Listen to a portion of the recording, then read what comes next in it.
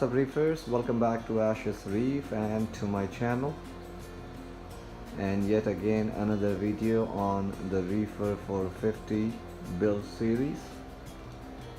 In this episode I will go through some of the issues that I have come across in the tank and what I am trying to do to eliminate those issues.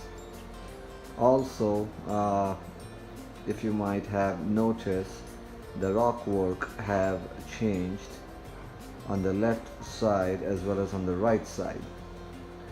For those of you who has been following my channel and all the videos on this tank, the left side I just pretty much had a rubble of live rock just stacked on top of each other's, not a good character to it. And on the right hand side there was a similar arch that you see right in the middle.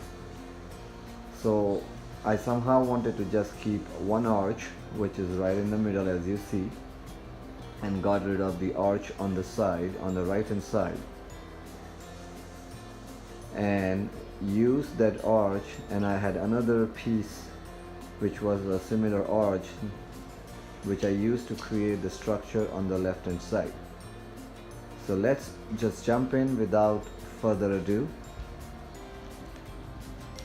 So if you see closely, there is this arch rock that I use from the right hand side, and if you follow it closely, if you see, there's this another rock which is also an arch. So what this does is kind of gives me nice open space for a good amount of flow at the bottom,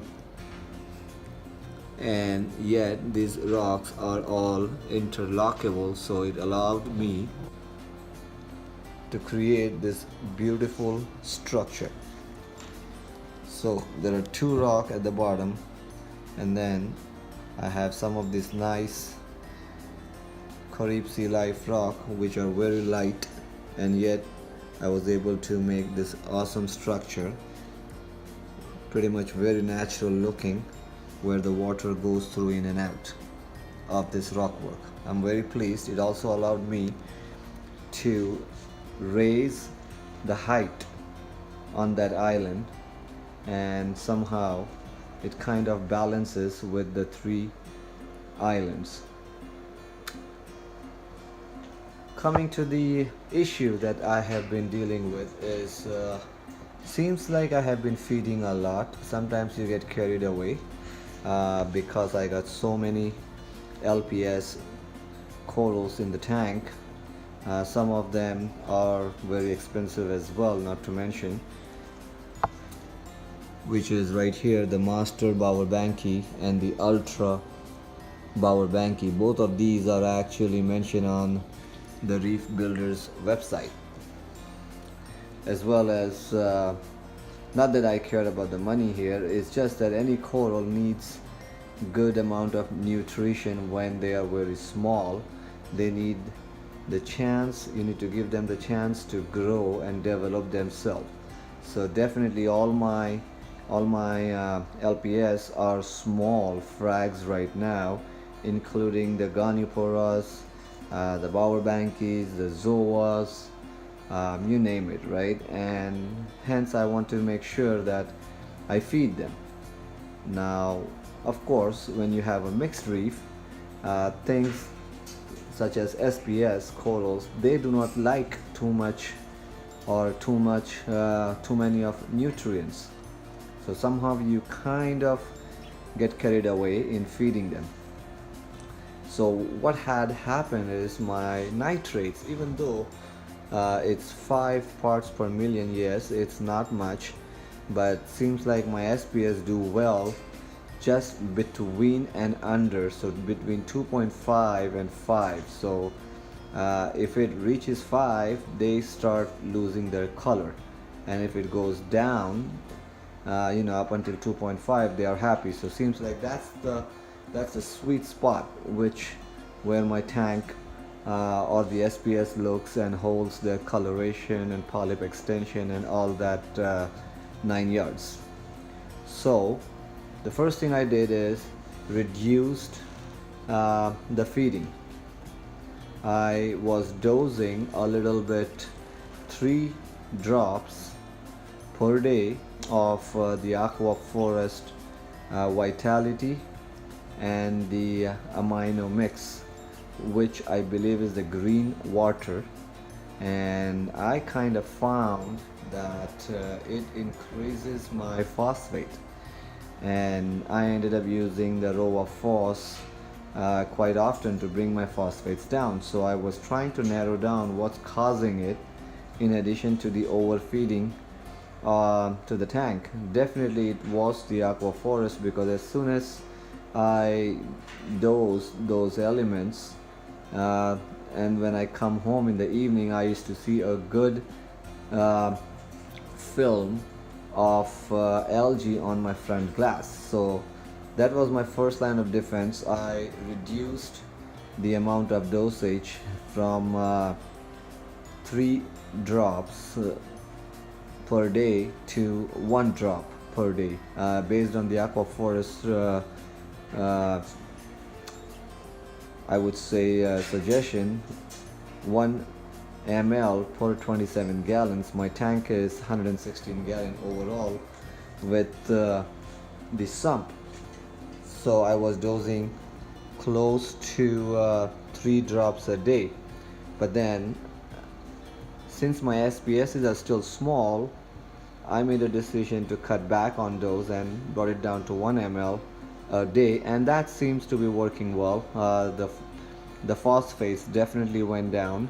I did read the phosphates last week, close to 5 to 6. I mean, not 5 to 6, my bad, 0.08 parts per million. So I brought the Rova Phos and used it for a week, and it brought it down to 0.03. And since then I have also controlled my Aqua Forest regimen, and that kind of helped.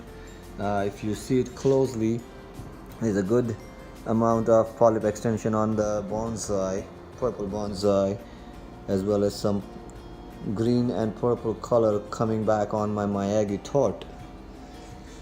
And here is another acro, which is known as birthday cake acro, and you could see the purple and green color. So seems like the color is bouncing back on the SPS, so I'm going to stay with that.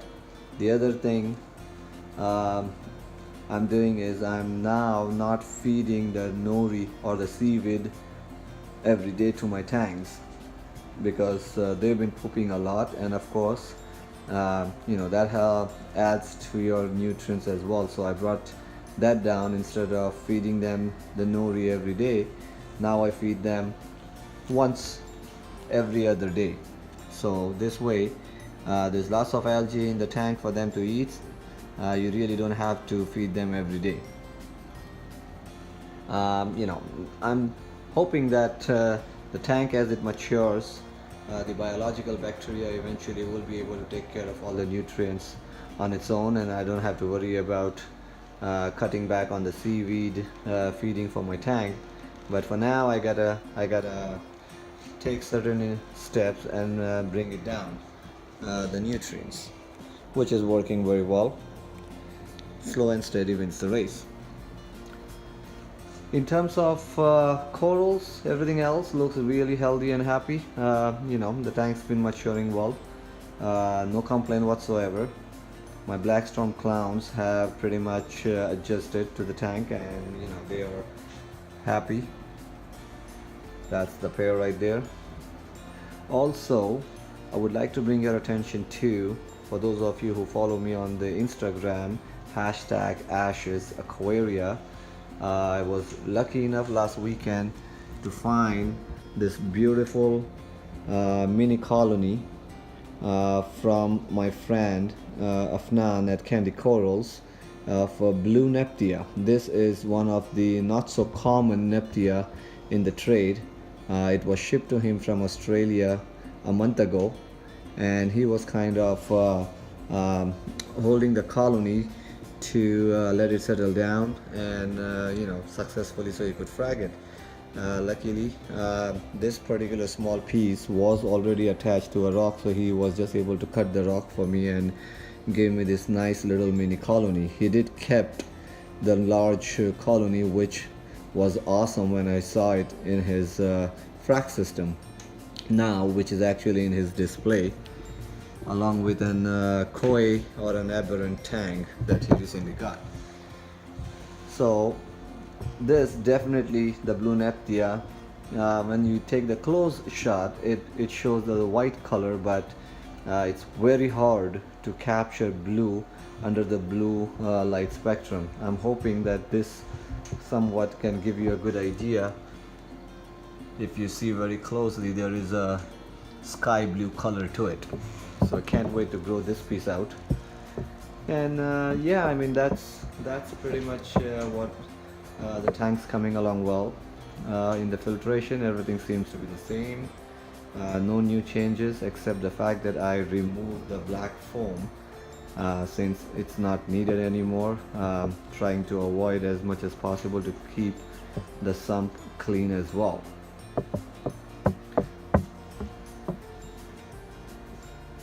In terms of fishes, I haven't added any new fishes. The last addition was the black storm clowns, and that's pretty much it. I'm very tempted to add some Anthias, but I do not want to shock the system. The system is still new. Maybe, you know, later on down the road, but for now I'm going to be content with this livestock and let the corals and everything else adjust. Here is a small little close-up of my bounce, OG bounce. It's a small baby, so I kept him at the corner here. This will give him some time to settle, adjust, and grow as well.